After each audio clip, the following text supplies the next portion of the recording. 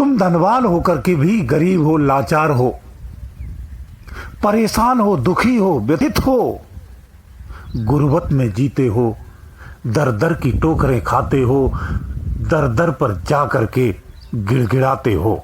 तुम सक्षम होकर भी कमजोर हो। तुम्हारे पास वो असीम शक्तियां हैं, वो असीम पावर है, वो असीम क्षमता है जो गगन को भी भेद सकते हो, परंतु आप फिर भी निरर्थक, कमजोर, लाचार होकर के, असहाय होकर के आप पड़े हुए हैं और इधर उधर के कदमों में सर चूमते रहते हैं, उनके कदमों को चूमते रहते, अपना माथा रखते रहते हैं। हम तमाम संस्कृतियों, धारणाओं, विचारधाराओं और अंधविश्वासों में फंस करके अपने आप को नष्ट करते रहते हैं, भटकाते रहते हैं और कुमार्गों पर ले जाते रहते हैं। आप राजा होकर भी रंक की जीते हैं, ये तुम्हारी अज्ञानता है, यही तुम्हारी भटकाव है। अवतार के रूप में तुम आकर के अपने अवतार को भूल करके निचले स्तर पर चले गए हो और अवतारों को पूजने लगे हो, यही तुम्हारा पतन है। तुम्हारा स्वामी तुम्हारे ही अंदर में है, तुम असीम धन के मालिक हो, तुम्हारे अंदर में ही असीम धन का भंडार है, असीम भंडार है। ऐसा भंडार जितना भी खर्च किया जाए उसका 100 गुना बढ़ता है। ऐसा धन है जो घटता नहीं, सदा बढ़ता है। उस धन के धनी होकर भी आप निर्धन जीते हैं, ये तुम्हारी अज्ञानता है। तुम्हारे पास हर शक्ति है। जिस देव का नाम ले लीजिए, जिस सत्य का नाम ले लीजिए, जिस पावर का नाम ले लीजिए, वो सब तुम्हारे ही अंदर में है। तुम सबके धनी हो, सारी सत्ता तुम्हारी है, सारी सत्ता के तुम मालिक हो, उस सत्ता के ही तुम राजा हो, परंतु फिर भी तुम रंग का ही जीवन जीते हो। हमारे अंदर में, हमारे शरीर में ऐसी सत्ता है जो सारे ब्रह्मांड के एक एक रहस्य को जानती है, एक एक रहस्य के छोटे से छोटी घटना का साक्षी है, परंतु हमें न जानने के कारण हम सबसे अनभिज्ञ हैं और उन्हीं घटनाओं को चमत्कार मान करके उन्हीं के नतमस्तक होते हैं जो हमारे द्वारा ही घटित है।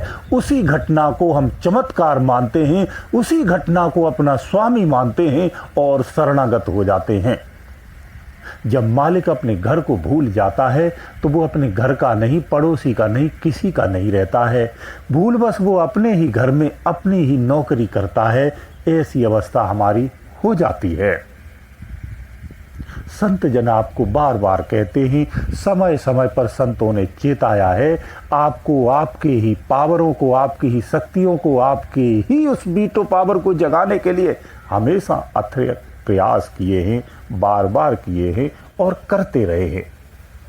तुम अपने अधिकारों को जानो तो फिर जीवन में कभी दरिद्रता नहीं रहेगी, कष्ट नहीं रहेगा, तुम्हें कोई सता नहीं सकता है, कोई तुम्हारे ऊपर फिर राज्य नहीं कर सकता है, तुम्हारे ऊपर किसी का शासन हो ही नहीं सकता है, क्योंकि स्वामियों पर शासन नहीं किया जाता है। तुम शक्तिशाली हो, सत्ताधारी हो, शहंशाह हो, फिर भी आप दरिद्र हो। संत जन इसी को जगाने का प्रयास करते हैं, इसी को बताने का प्रयास करते हैं। जो सच्चा संत होता है वो कहानियों और कथाओं में नहीं उलझाता है, सीधी सीधी सत्य बात को ही कहता है, यथार्थ का ही बखान करता है। क्योंकि सत्य में परिभाषा नहीं होती है, उसे परिभाषित नहीं किया जाता है।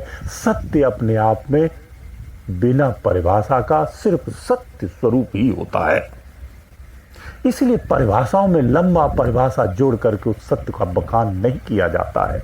इसलिए संतों की जो वाणियाँ होती हैं वो सीधी सीधी सरलतम होती हैं और सीधा बताया जाता है, वही तो सत्य है। सत्य को पहचानना बहुत आवश्यक है। अगर इसकी आपको पहचान होने लगेगी तो फिर आप अपने पावरों को भी जानने लगेंगे, पहचानने लगेंगे, समझने लगेंगे। उसकी पालना करने से वो अधिकार भी प्राप्त कर जाएंगे।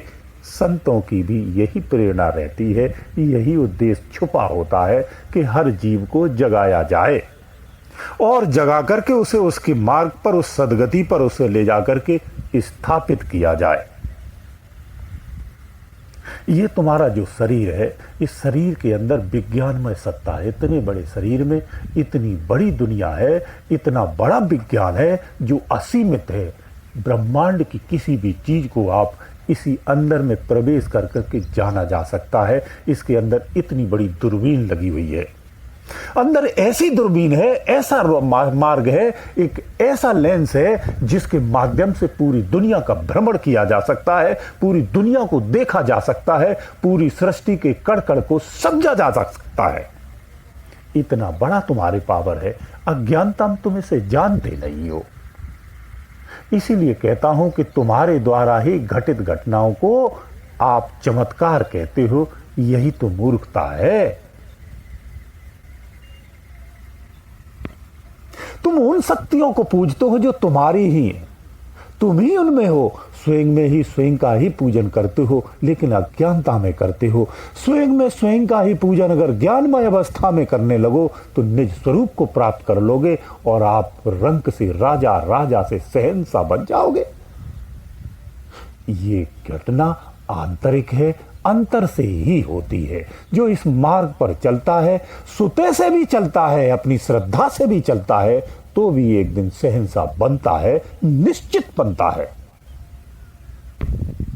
जब तुम कुमार्गों में, कुकृत्यों में, कुविचारों में फंसते हो, कुधारणा में फंसते हो, तब आप अपना पतन कर लेते हो। आप अपनी वास्तविकता को नहीं जान पाते हो, ऐसे ही अपने जीवन में भटकते रहे हो। इसके उपरांत भी भटकोगे, इससे पहले भी भटकते ही रहे हो। हर मनुष्य का एक जन्म एक अवतार ही है। इस अवतार में और आप में अंतर ये हो जाता है कि बीच में जो संसारिक मलिनता आ जाती है, इसे जो त्याग देता है वो अवतारी कहलाता है। और यही संसार उसे अवतार के रूप में पूजने लगता है। जो इस मलिनता को नहीं हटा पाता है वो संसारी बन करके ही यही पड़ा रहता है, दर दर की ठोकरें खाता है। निज का कल्याण करने के लिए किसी स्थान पर जाने की आवश्यकता नहीं है, कहीं तीर्थ दर्शन करने की आवश्यकता नहीं है, कहीं सफर करने की आवश्यकता नहीं है, कहीं पैसे खर्च करने की आवश्यकता नहीं है, घर त्यागने की आवश्यकता नहीं है। आप अपने स्थान पर दैनिक क्रिया करते हुए अपना कल्याण कर सकते हैं, क्योंकि कल्याण निज में ही निज का किया जाता है, यानी आंतरिक है। ये शरीर के अंदर की व्यवस्था है। जो शरीर के अंदर की व्यवस्था में अपने आप को जोड़ देता है वो अपना जीते जी, संसार जीते जी अपना खुद का कल्याण कर लेता है और सरलता में कर लेता है। यही से सरल और सुलभ विधि है जिसमें कोई ज्ञान, विज्ञान, ये सब आपको प्राप्त होता है। ज्ञान से विज्ञान में लय हो जाता है, जीवन से मुक्त हो जाता है। ये आंतरिक क्रिया है, सब अंदर में है, भीतर में है। इसके लिए पैसे खर्च नहीं करने, इसके लिए आपको कोई विशेष अनुष्ठान नहीं करने। बाहरी साधन इसीलिए सब व्यर्थ होते हैं। परमात्मा प्राप्ति के लिए निज साधना ही केवल है। ये शरीर का स्वस्थ होना आवश्यक है, सिर्फ इतना ही चाहिए। और इस शरीर के स्वस्थ होने से आपकी गहरी आस्था से जब उस मार्ग पर चलते कल्याण हो जाता है। कितना सरल है। परंतु आप बाहरी क्षेत्र में घूमते हैं, आप संसार में ही परमात्मा को खोजते हैं, आप पदार्थों में परमात्मा को देखते हैं, आप वृक्षों में परमात्मा को देखते हैं। संसार के कण कण में परमात्मा है। प्राप्ति का मार्ग अलग है, उस मार्ग से जाकर के उसे प्राप्त किया जा सकता है। किसी को मानना और प्राप्त करना दोनों भिन्न होते हैं। हम वृक्षों की पूजा करते हैं, अच्छा है। वृक्षों में आप परमात्मा को खोजते हैं, वो परमात्मा का अंश उसमें भी है जो तुम्हारे अंदर में भी है, लेकिन उसको वृक्ष पूजने से उस परमात्मा तक पहुंच जाएंगे ऐसा संभव नहीं हो पाता है। इसलिए परमात्मा प्राप्ति की व्यवस्था परमात्मा ने आपके जन्म के साथ ही आपके अंदर में दी हुई है। वो नित्य क्षण अंदर से आवाज देता है, हर क्षण देता है, बार बार पुकारता है। अंदर में जब आप ध्यान देते हैं तो उसकी आवाज स्पष्ट सुनाई देती है। वो बार बार पुकारता है, बार बार कहता है कि तुम में और हम में कोई अंतर नहीं, जो तुम हो वही हम हैं। रोज कहता है। वो किसी विचार को, किसी धारणा को, किसी धर्म को, किसी संस्कृति को, किसी संसार की एक विषयपूर्ण वस्तु को भी नहीं कहता है, कुछ नहीं कहता है। संसार से अलग होने का कहता है। वो बार बार कहता है जिस संसार में तुम फंसे हुए हो वो तुम्हारा नहीं है, क्योंकि तुम ब्रह्म स्वरूप हो, तुम्हें ब्रह्म में ही लय होना है। ये बार बार कहता है। उस व्यवस्था को, उस आवाज को आप नहीं सुनते हैं, संसार की सुनते हैं और संसार में खोजते हैं।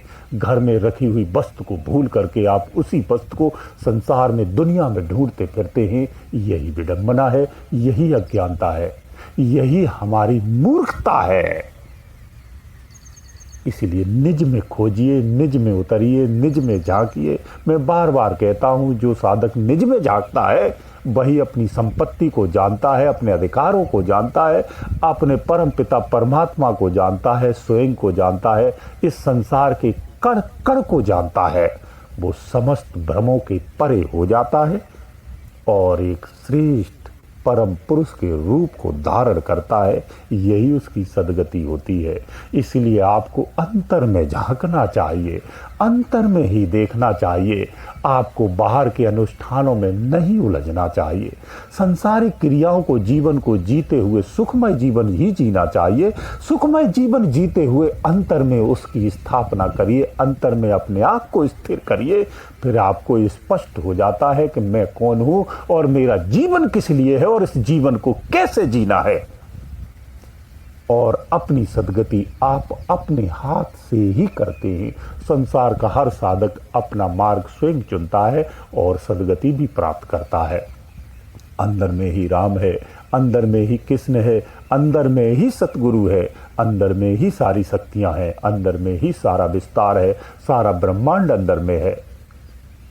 बस अंदर में प्रवेश कर जाइए, आप सुपर पावर हो जाएंगे और अपनी सद्गति को प्राप्त करेंगे। फिर आपके जीवन में कोई क्लेश, कोई कष्ट नहीं रहेगा। कितना भी संसारिक क्लेश, कष्ट हो, आप प्रभावित नहीं होंगे, आप स्थिर अवस्था में होंगे। जीवन का यथार्थ सत्य यही है, आपको अंदर में ही स्थापित होना है।